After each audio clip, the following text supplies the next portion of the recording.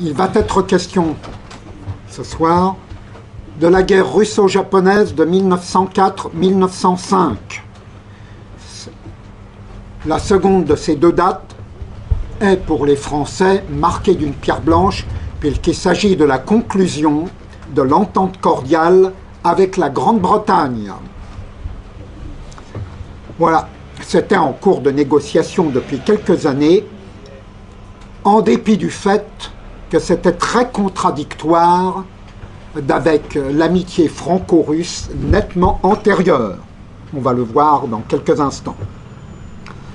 Alors, il y avait en Extrême-Orient une situation particulière qui était la progression de la Russie dans l'exploitation de son territoire sibérien, en particulier par le développement du chemin de fer transsibérien et d'importantes exploitations économiques. Donc, je me répète, il ne faut pas oublier que Russie et France coopéraient étroitement, en particulier du point de vue financier. En revanche, la Russie était alliée du Japon depuis 1902, le plus officiellement du monde. C'est un détail très fâcheux par rapport à la position de la France.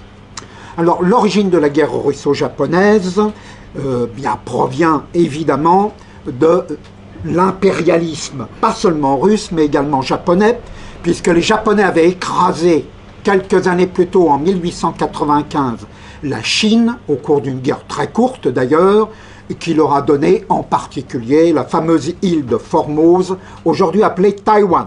Bon, sans aucune provocation de la Russie, je le dis bien, sans la moindre déclaration de guerre, le 8 février 1905, la flotte japonaise attaque le port à l'extrémité sud de la Mandchourie russe de Port Arthur, coule plusieurs bâtiments, fait un très grand nombre de victimes. Une guerre terrible va commencer et la Russie va pouvoir bientôt compter ses alliés. Ils sont inexistants. En revanche, le Japon en aura quantité, les États-Unis d'Amérique, la Grande-Bretagne, partiellement Berlin, et puis il y aura toutes sortes de gens théoriquement alliés de la Russie qui ne se prononceront pas et joueront double jeu. Je citerai le gouvernement français. Au passage, je vous signale qu'il y a un petit service qui a été rendu aux Russes qui intéresserait peut-être beaucoup de touristes quand ils voient la Tour Eiffel. C'est que c'était les débuts de la transmission sans fil, la TSF, autrement dit la radio, et que la TSF française, à l'étage supérieur de la Tour Eiffel, informait régulièrement les Russes de ce que les Français pouvaient recueillir comme information sur l'armée nippone. Je ferme cette parenthèse. Bon.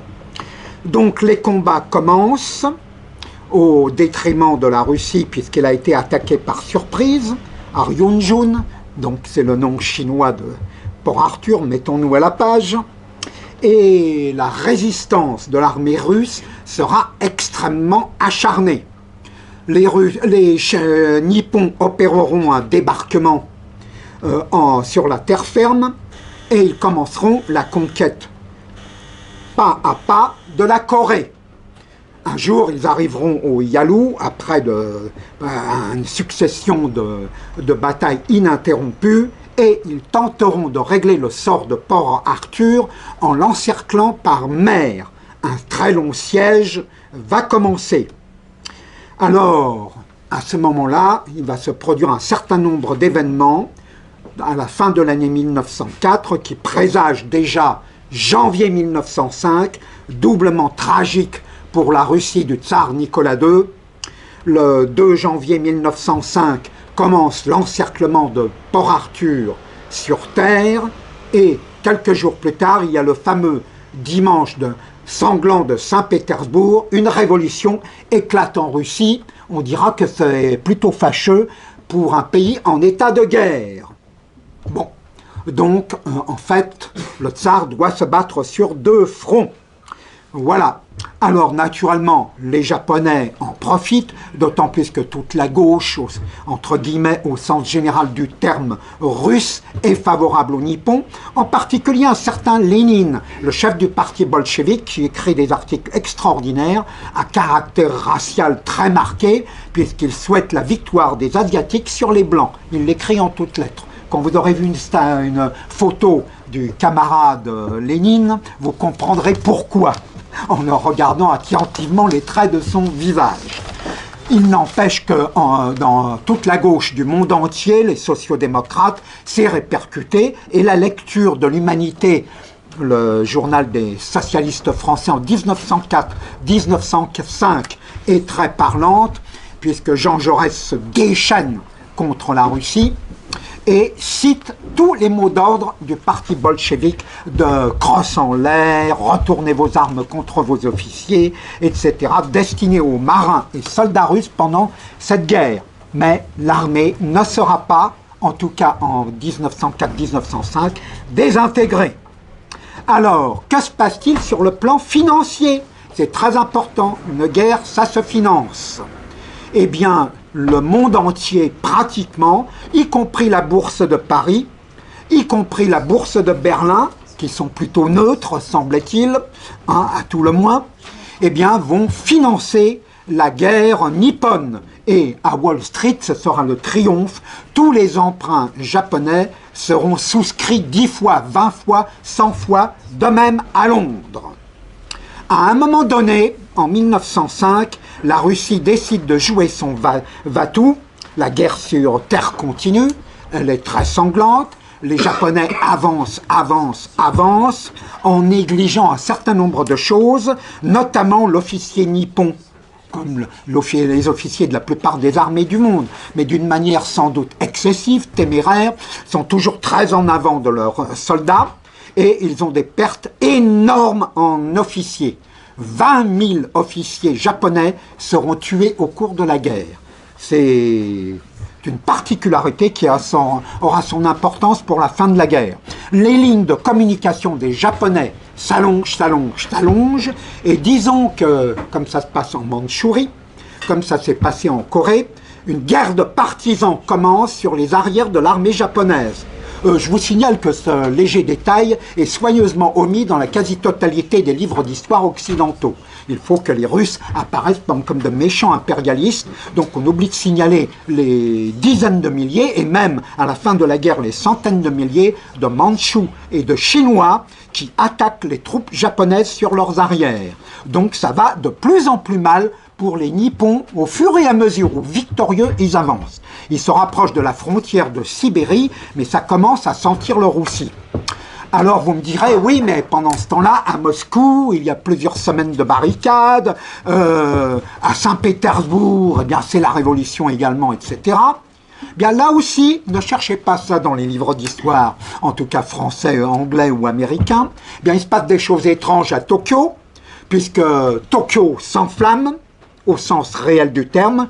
Des dizaines de quartiers sont détruits par l'incendie au cours de combats. Il y a 60 000 morts au cours d'une insurrection contre le gouvernement du Mikado, accusé d'être pas assez entreprenant dans sa guerre contre les Blancs russes.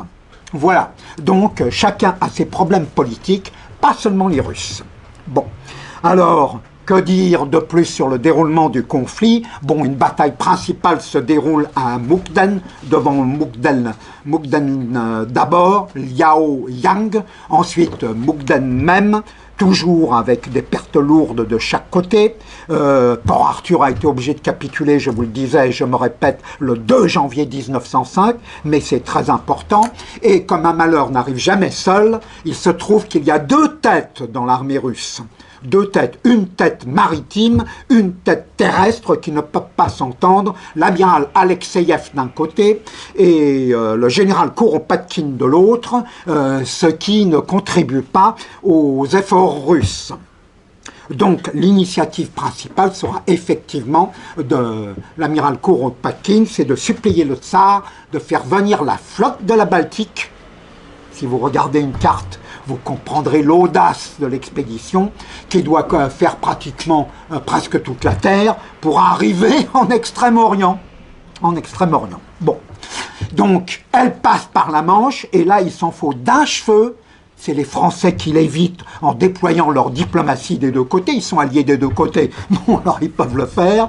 Il s'en est fallu d'un cheveu. Les Anglais ayant prétendu qu'un bateau de pêche anglais avait été coulé par un cuirassé russe. Donc la Royal Navy intervient. Il s'en faut de très peu pour que la guerre éclate entre la Grande-Bretagne, alliée des Japonais, et la Russie, alliée des Français. Bon, finalement, la flotte arrive à bon port, mais elle est dans la fameuse bataille de Tsushima, très bien décrite dans un texte à peine romancé de Claude Farrer. Elle est totalement écrasée par la marine nippone. Voilà. Donc ça joue le sort de la guerre. Des négociations, c'était en début août 1905, des négociations s'engagent chez les messieurs bons offices, les Yankees, à Portsmouth, ne pas confondre avec un port anglais, c'est une ville des États-Unis d'Amérique, et elle tourne immédiatement très mal. Les Japonais exigent des excuses du tsar de Russie, une importante compensation financière, enfin on devait en quelque sorte leur rembourser toute la guerre, etc., etc. Le tsar refuse. Tout pacifiste qu'il était, car c'était le caractéristique de Nicolas II, était son pacifisme exacerbé. Les dirigeants de l'armée russe mettent Nicolas II devant ses responsabilités. Ils estiment que si la guerre continue, compte tenu des troubles en Russie qui ont été écrasés, l'armée nippone sera battue car elle est à bout de souffle. Et là, je viens de le dire, pratiquement plus d'officiers. Bon. Eh bien, le tsar veut à tout prix la paix, et les Nippons abandonnent leurs revendications excessives, et moyennant la cession de la moitié de l'île de Sakhaline, l'évacuation de la Corée et de la Mandchourie, eh bien, la cession de Port Arthur, évidemment, la guerre va s'arrêter en août, fin août 1905, enfin, complètement. Il y a d'abord eu un armistice, puis la paix. Et donc, le Japon a gagné, et les gens qui riaient bien, de bon cœur, qui avaient financé la guerre japonaise, et j'en arrive au final, les Anglais, les Américains se réjouissent ouvertement, ils le paieront en 1941, 42, 43, 44, par un nombre de morts impressionnant. Comme quoi il y a une justice dans l'histoire. Voilà ce que je voulais dire sur cette guerre, qui pèse encore dans nombre de relations, puisque, j'achève sur cette notation à la fois triste et comique, j'ai découvert avec stupeur sur les sites visités sur Internet que la marine française avait coopéré avec la marine japonaise pendant la guerre. On me cite donc le nom d'un officier de marine français, Bertin, qui était notre attaché militaire auprès du Japon et qui n'a naturellement jamais tiré un coup de feu contre l'armée russe. Alors une erreur énorme, et autre plaisanterie du même goût, c'est bourré de choses violemment anti-russes, c'est dans le goût du jour, et les Nippons sont vraiment une bénédiction. J'ai l'impression qu'il y a des sujets contemporains qui se mêlent du traitement d'un récit historique. Je vous remercie.